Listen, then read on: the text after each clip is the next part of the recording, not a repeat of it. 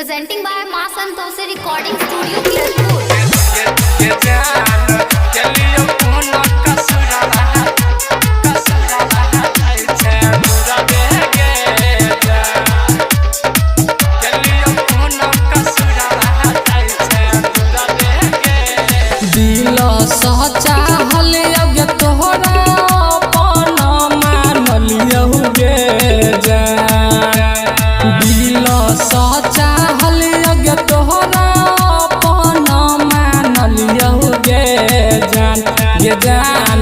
चलियो कोनो कसुरवा जाय छे दूरबे गे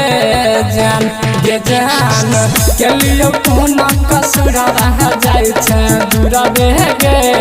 जान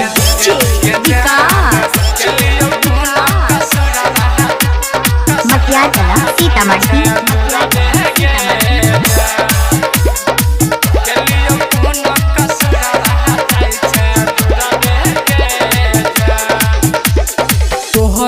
खातिर अपना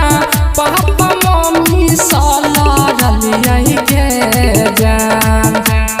तोहरे खातिर अपना पापा मम्मी सलरलियै गे जान अपना मम्मी सलरलियै गे जान चलियो कोनो कसुरवा जाय छे दूरबे गे जान गे जान चलियो कोनो कसुरवा जाय छे दूरबे गे जान मटिया चला सीतामढ़ी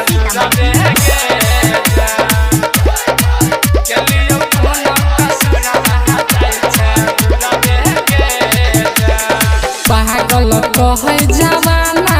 जित समालै छै हमरो ताना गे जान पागल कहै जवाना संगीत मारै छै हमरो ताना गे